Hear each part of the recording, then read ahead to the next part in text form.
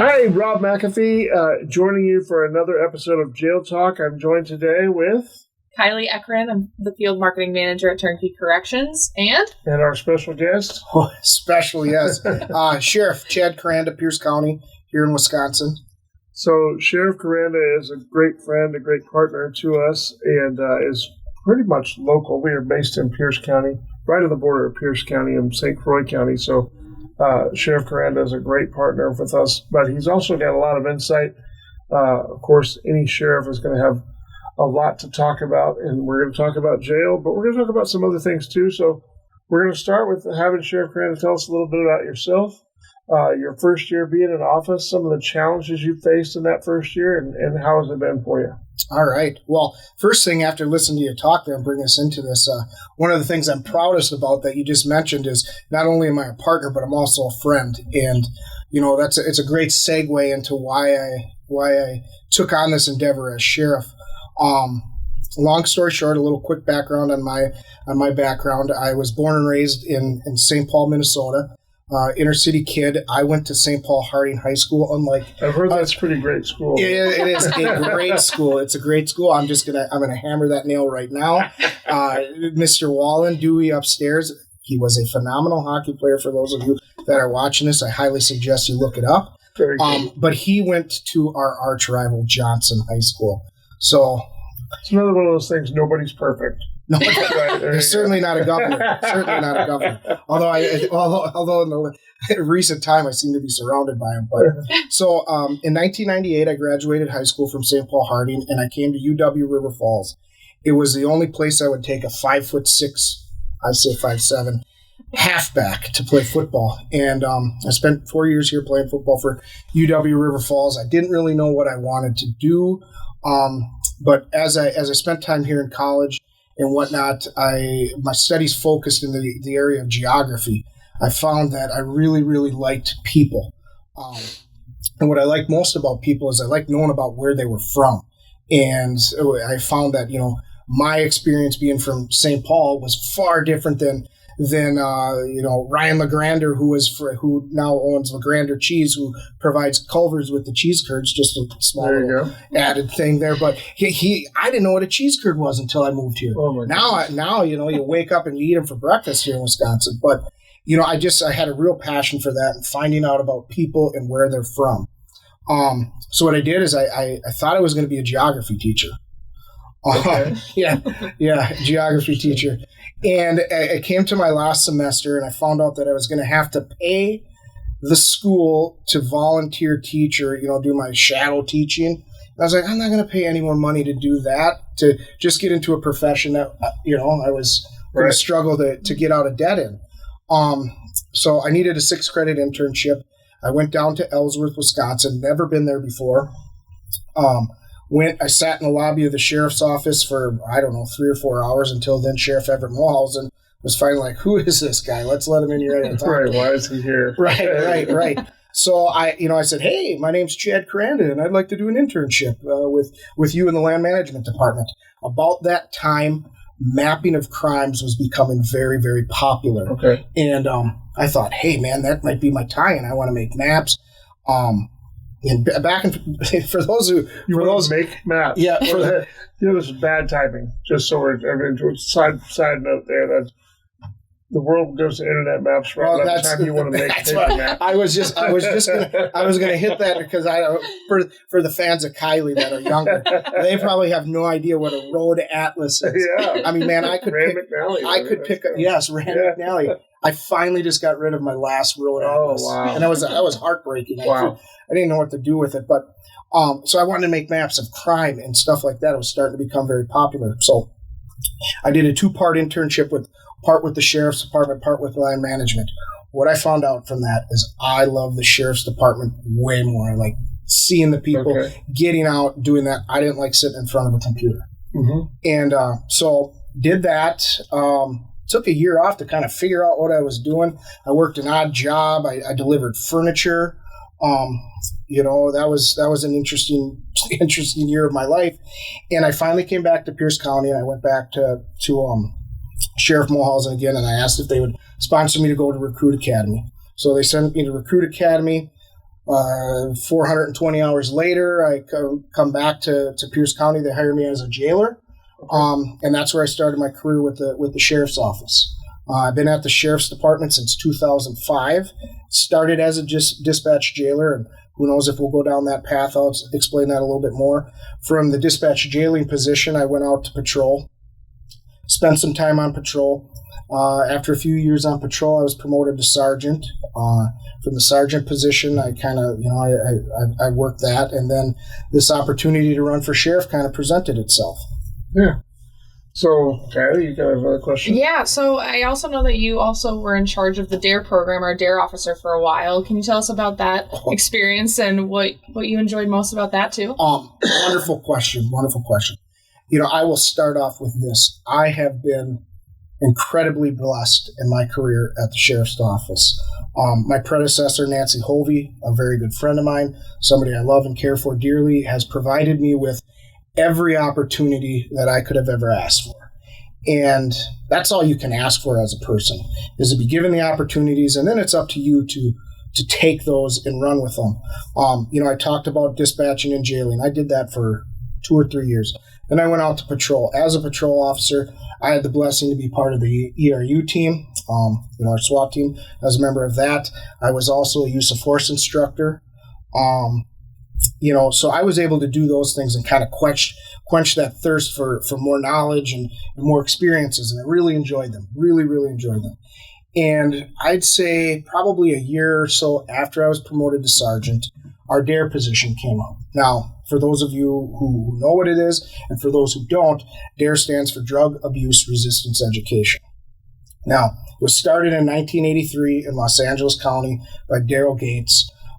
Back in that day, for those of you who are familiar with the program, it was really generated to stop drug use. It was going to be used in Los Angeles schools to combat drug use and gang violence. Mm-hmm. And much like a lot of the things that I think are currently happening in our current society, it was kind of hijacked by the media and people that really didn't know what it was. And it became this slogan, just say no. Just say no. Right. Just say no. And if you're a human being like I am, the more you're told to not do something, sometimes the more you want to do it. Yeah. And so in the years after that, DARE had really, really kind of taken a hit. And studies out there showed that it didn't work. And there's a lot of people that think that it doesn't. And I cannot argue that. But in my experience, what had happened is they redid the curriculum. Mm-hmm. And they partnered with Pennsylvania State University, and they did a whole curriculum switch. And the current DARE curriculum that I've had the opportunity to teach teaches safe and responsible decision-making. Now, that's a big umbrella that really encompasses just a couple simple things. Risk and consequence. You make the choice, right? You face the consequence. And so as the DARE instructor, I was able to go in and teach that. And, through my personal experience, having taken risks in my personal life and facing consequences that had made my path in life very, very different than what it could have been, I didn't think there was anybody better to teach it. So I taught the DARE program here in Pierce County, I want to say for 8 years. What's unique about our DARE program here in Pierce County is I was in 5 different school districts. Mm-hmm. Okay? 5 different school districts, over 3,500 kids that I was able to teach each year, which is you want to talk about legacy and being able to get out and actually affect change and help people along. There's nothing better than that. You bet. So just last year, every school in those 5 districts, except for kids that maybe had transferred in, I had in DARE class, all the kids that graduated from high school. Wow. Now, just because we had the DARE thing or whatever, did that mean that they didn't make mistakes? Did that mean that they didn't take risks? Absolutely not. But they at least had a time, and I called it like a home economics for kids, where, I could come in, share my experiences, and talk to them and teach them the results of their decisions, consequences. And I'll kind of wrap this part of it up, but one of my favorite things also about the DARE program was that it gave me an exposure to the kids. Mm-hmm. And I use the term control the narrative, and it might be a little hard, but kids see the news, they read the books, they listen to songs, things like that don't always paint law enforcement in a favorable position. Sure. And the DARE program allowed me an opportunity to get in there at a young age and control the narrative. They had an opportunity to ask any question they ever wanted. Any question they ever wanted, and I would give them a straight, real answer. Sure. Even if it left me vulnerable. But they needed to hear that because they were hearing one thing on TV and, the truth was over here. Yeah. So, well, I think that that kind of that accountability piece ties into what jailers and correctional officers work with every day, is working with people that are incarcerated to say, look, mistakes are one thing, these are bad choices, and there's accountability for bad choices, and that's something that you deal with in a jail every day, I'm sure. Absolutely. When I think about my time in the jail as a jailer and dispatcher, outside of the DARE thing, some of the other cool kind of things that I was able to do, it was probably one of my favorite times as a deputy. I really enjoyed my time working in the jail. Now, I'd be lying if, as a 24-year-old young deputy, couldn't wait to get out into that car, couldn't wait to get out on the street and things like that. But I remember talking with my uncle, who was a retired St. Paul police officer, and he said, and I was like, I want to get out on the street, and I want to do all this stuff. He said, you going to make any more money? No, I'll get paid the same. He goes, doesn't really make sense to me, Chad. You go, you're not going to have to stay late in jail. You're not going to have to be out in the snow. Yeah. Take a look at what you have and get the most out of it that you can. And it really kind of changed my thinking. And when I look back on it, I enjoyed those times so much. The people that are in, one of the things that always came up in DARE is jails where bad people go. Jails where bad people go. They're not necessarily bad. They made a bad choice. They're facing the consequence. You, little Johnny, if you make bad choices and you make you may get sent to your room. Jail's like a timeout for an adult. And a lot of the relationships that I carried with me out into the road were developed in the jail. Sure. With guys and gals. And I can't remember who it was in my law enforcement career, but a friend or whatever kind of reminded me that, those people that are in jail over the weekend, they got to get up and go to work on Monday. Yep. Yeah. And, a decision here, a decision there, could have maybe put me in there. And I remember working at the jail, we did crisis intervention training, and we talk about that. Like, a good portion of the people, I would say, recidivism is high, right, 75%, but at least 25% of the people in the jail, this is the worst moment or day of their life. I'm in jail, and I've never planned on being here, and I never thought I would be here, and that is a crisis for them. I couldn't agree more. And you can break that down even to a simpler thing that, to be a good law enforcement officer, jailer, or whatever. Sometimes I think because we deal with it so much, we forget the impact that just having contact with us is. And we talk about jail and you talk about recidivism and people coming back in and the frustration that would cause like a jailer and things like that.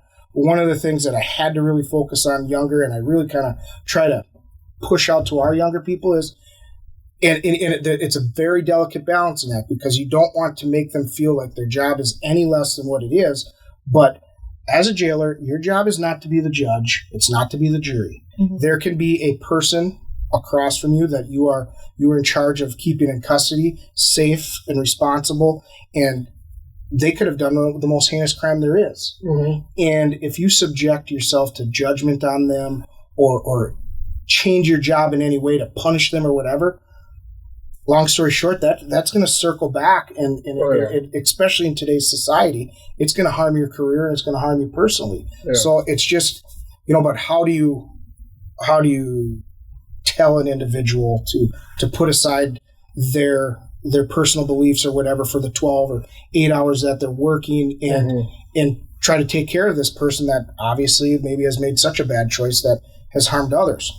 And I think really, to me, it just goes to show how dynamic and how important, our daily operations are, and how important our employees are, our jailers. Like, we take for granted the greatness that is found in not only jailers, but also law enforcement officers. Yeah. So you worked in the jail. How long were you in the jail again? I would say 3 years. Okay. So those 3 years, obviously at the start of your career, you come full circle now to sheriff. And talk about how you've applied that in your work as the sheriff. Like, okay, I'm also in charge of the jail. Maybe not in the jail every day, but then some of the differences. I know just from 2010 when I started, and then when I came to Turnkey in 2021, the myriad of changes there it had run the gamut, from staffing to inmate behaviors to the issues that the inmates were dealing with on a day-to-day basis. Talk about the challenges you're facing in the jail right now, and how you're drawing upon your experience or what you're learning new to develop ways to respond to those. There you go. So that's a short question. That's a short question. Can we go back to the 3 minutes? Yeah, Can we go back to tell us about your first year? No. I thought I was really to give some perspective. When I started, I hope there's probably some people that maybe are still doing it, but there's a lot of hidden meaning in the fact when I say I was a jailer dispatcher. When I first started at the sheriff's department, we did dual duties. Sure. We not only did we jail, we also dispatched. We were the 911 operators. Right. We ran the radio, those types of things. We were doing 2 jobs at once, 2 very important jobs. And, so back then, where we're in a jail, we just got a new facility in 2017. Otherwise, I believe that our jail was, built in the late 70s. It had become very old and outdated. And the old, picture the old parallel rooms with the bars and things of that nature. So I think that I had a very good exposure at a young age to the interpersonal skills that are needed to be working in a jail. As a use of force instructor, some of the things that we always talked about is the distance. Control the distance. Control the distance. 1 to 3 feet 1 to 2 feet is intimate distance. 3 to 6 feet is personal distance. 6 feet and on.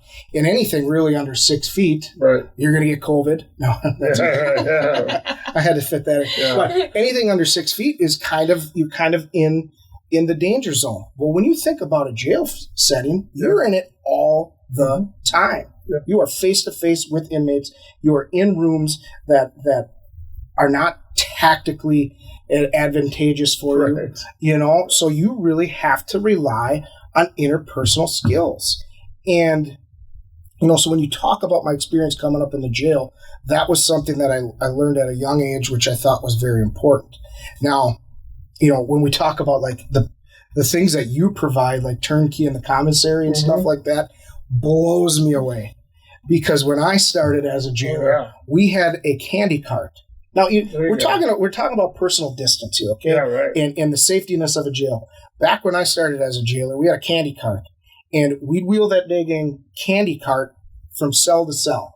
And the inmates would come up, they'd stand in front of the candy cart, and they'd say, I'll take 2 Snickers, an Almond Joy, a Twix, and stuff like that. And you're trying to write it down, because then what you would do is you'd take the total, and then you'd go back to the jail office, and then you'd open up the file drawer, and you'd reach in there, and you had a manila envelope with all their money in it. And you'd spend, it was always the night guys that had to do the canteen, because, they had the time to count the money. Yeah, right. But, so that was the old jail. We used to do that. Back in the old jail, too, it's one of my favorite things is we cooked our own food, not the jailers, but we had these ladies, older ladies, retired or whatever, that would come in and cook the jail food. And they had the best lasagna, and 20 years, I suppose, maybe statute of limitations is up or whatever. I don't. Yeah. I think they always wondered why we would go from like 20 inmates to 40 when it was lasagna night. And that was because I could have extra pieces. But so you think about that the food commissary of that. We would actually have, the kitchen was outside of the locked doors of the facility. So anytime that we would do a meal, we'd take the old key, we'd open up the key, we'd open up the door, grab the cart, bring it in. Like, mind-boggling stuff when you think about safety and security of jails now, especially our new facility. And, you know, to kind of segue into where our partnership with you guys is, now we have canteen that the inmates are able to obtain on their own. Sure. You know, the talk of vending machines.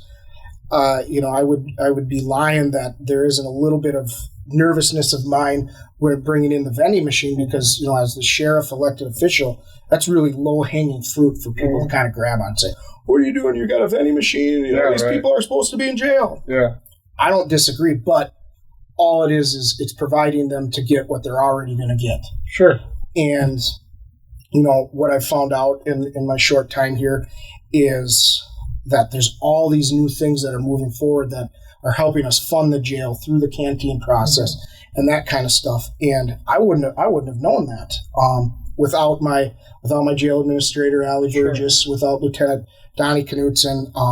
You know, I could name off all the jailers, but for the sake of time, I won't. But I have to really, really rely on them, because when I was jailing it, I mean, I didn't ride a horse to work, but you know, I'm sure some of these kids probably think that, but I really have to rely on them.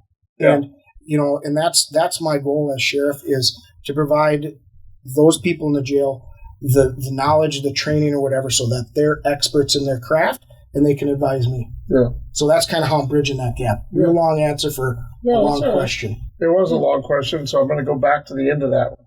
Your biggest challenges you're facing today, and how are you guys dealing with it? Jail-wise. Biggest challenges that we are facing. You know, it has to be mental health. Yeah. I wish I could come up with a less, a more unique answer, but mental health, I believe, is the basis for a lot of things that we are dealing with on all fronts. Unchecked mental health has become an issue in our society, and you know, a lot of times some people self-medicate with it, so that's why you get some of the drug users in jail. You know, maybe you have people that have been arrested for driving a vehicle intoxicated. You know, a lot of it comes down to mental health. And, you know, when they get put into a facility, it would be nice, I think, if we could help with that. Like, you know, we can rehabilitate, we can punish, you can face the consequence for what you've done. You're serving your time. You do your time for the crime. But if we can help reset that you know, whatever's happened mentally that's causing this person to take those risks, to do those things, knowing what the consequences might be, then that's kind of how we stop the recidivism. You know, but again, that's just a thought. I don't know how we get to it. We try to be respectful of everybody's needs and provide them with what we can mentally, but it's a really in-depth process that I don't know. I really, at this point, I don't know how we stay out in front of it. Yeah, and it's a system not designed to deal with mental health. No, it isn't, and I don't think. You know, mental health is not a new thing, right? You know, and I shouldn't say mental health, but things that happen in our brains or cause us to do things, that's not a new thing, you know. I mean, I just turned 44 in July. I didn't get a Corvette, but I think I went through a midlife crisis. I don't know. Sure. The sheriff and all that kind of stuff. New horse. Yeah. I got a new horse. But I guess what I'm getting at, it's not a new thing, but we've become more comfortable in our society to talk about it and bring it up. That is hugely important. So now we just need to take that next step and say, okay, it's not a red badge. It's not a scarlet letter if you're having issues. We're going to help you. We're going to walk you through it. Now, don't get me wrong either. There still is a large portion of me, and it comes from my DARE thing, and it comes from my parents too. If you make the mistake and you make the bad choice or decision, then you have to face the consequences, what those are. and then it's up to you, the individual, to take the strides and steps to get better and to not make those choices. And, in my experience with mental health too, is a lot of the times people don't really seek out the help that they should, and, I'm not being judgmental because I struggle with my own things and stuff like that. But, sometimes it's easier to turn to a bottle or turn to a drug, a drug being any substance that affects the way the mind or body works.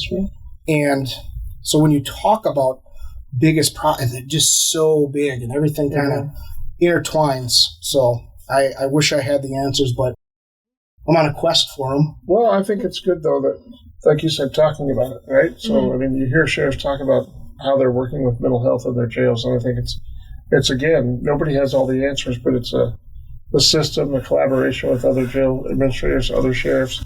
What are you doing? What's working? What doesn't work? What to again bring back the connection here with turnkey and things like that. One of the things that I'm really proud of when I first started back in the early days, if we had a mental health issue, usually what would happen is we would decide ourselves as the jailers or whatever, what was the extent of that mental health, and then maybe they would be sent to a mental health facility, just like that, boom, whatever.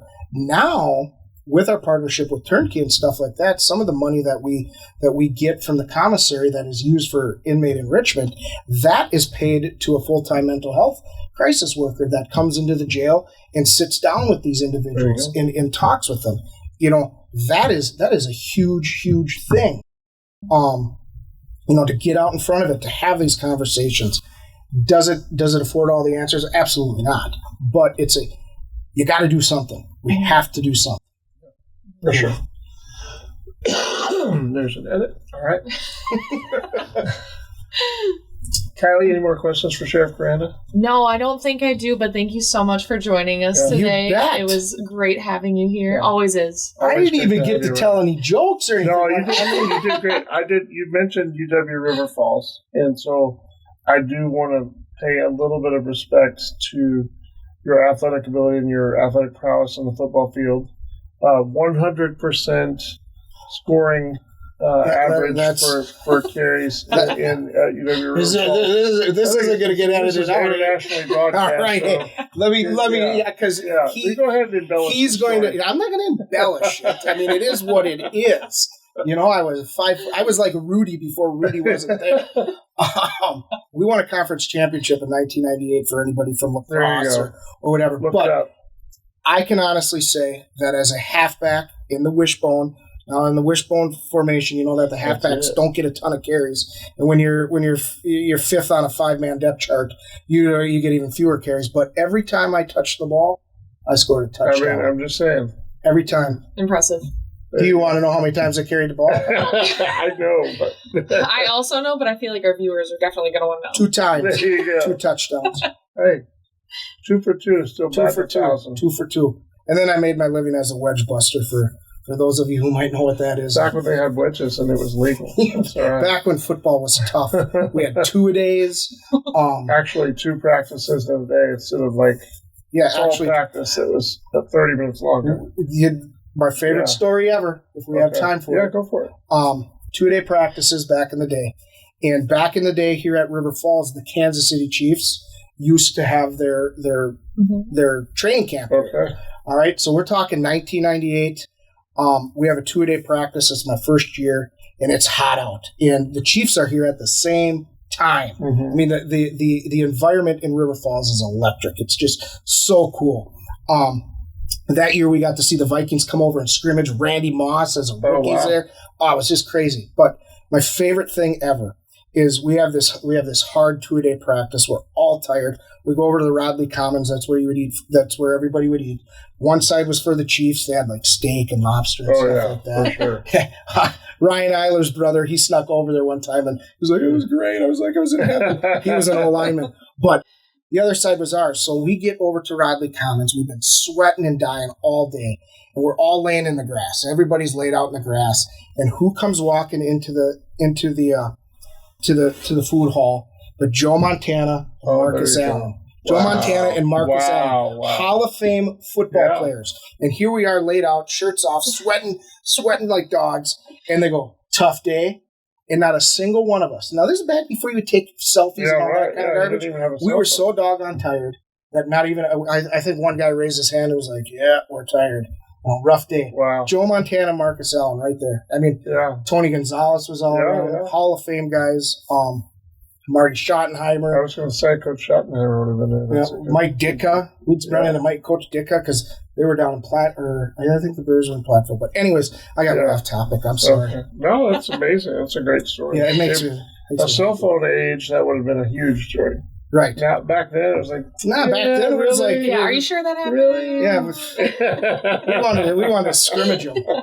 There's no way that Derek Thomas could have stopped him. Yeah, he would have gotten 7 sacks against you guys. He doesn't even know who he is. I mean, do you know who Joe Montana and Marcus Allen are? She better know who Joe Montana is. I know who Joe Montana is. Marcus Allen. Because he sells Skechers. Yeah, Skechers. Slip-ins.